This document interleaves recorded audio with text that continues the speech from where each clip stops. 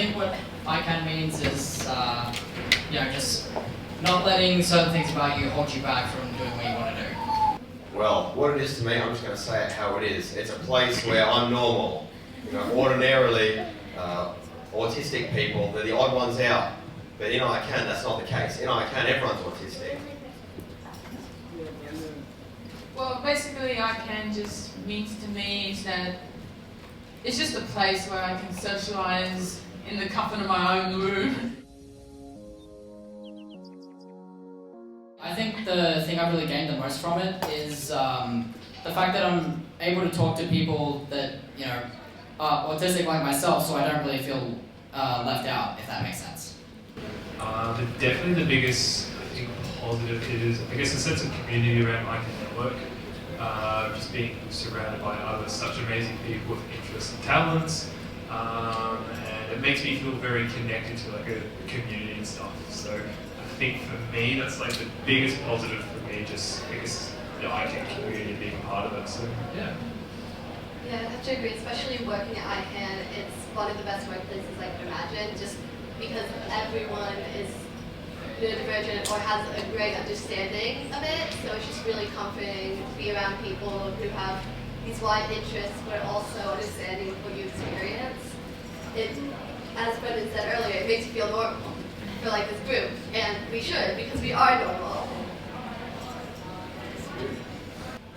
Well, I would say the biggest thing that I got out of ICANN would be it's made me a lot more willing to take risks, and that's in all areas of my life. Most prominently with my suits.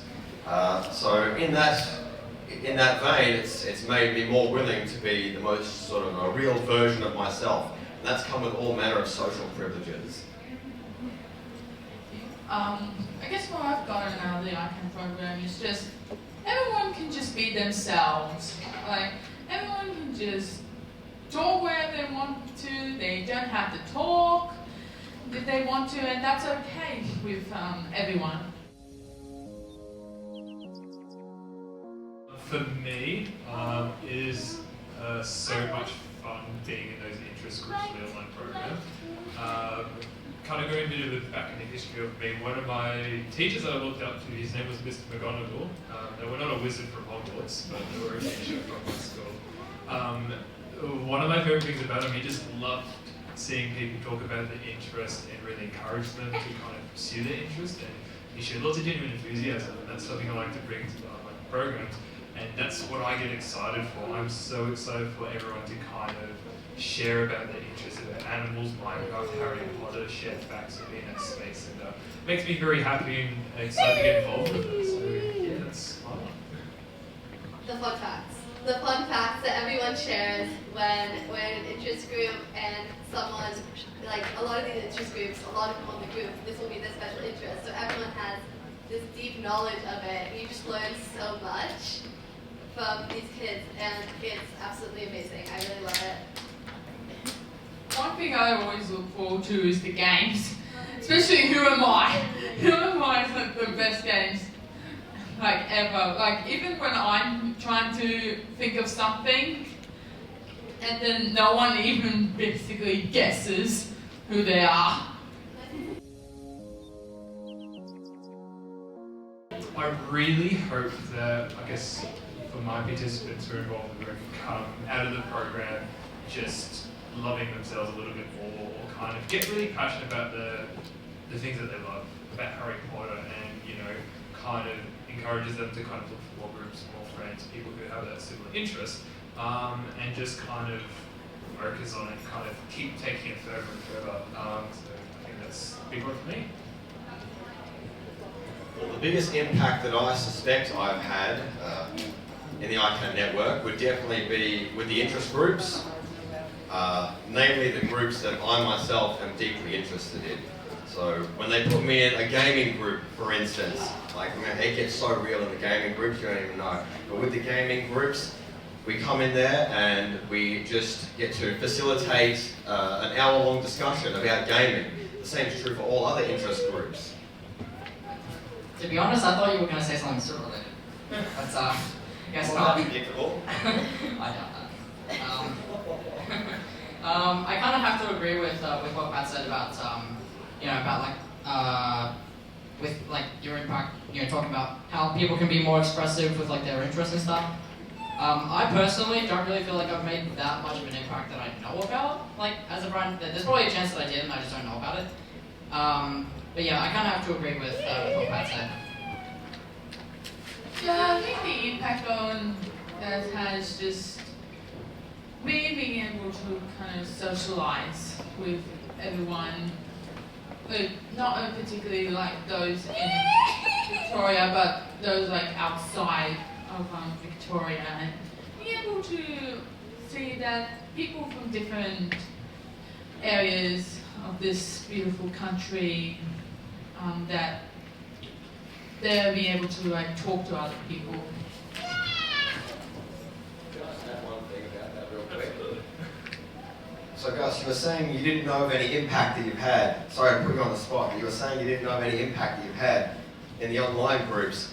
Half the time, you're sparking conversations about the topics of interest. So oftentimes, when the participants come into the group, they're sometimes bringing more action to the group than the facilitators or the mentors. So it's quite remarkable to witness that, in action. I think definitely a good mentor, keep it pretty good. Just being open and friendly, I think, is the best way. I think you have to meet participants at a level that they're at, and just try to help guide them forward on the path they choose. So, yeah.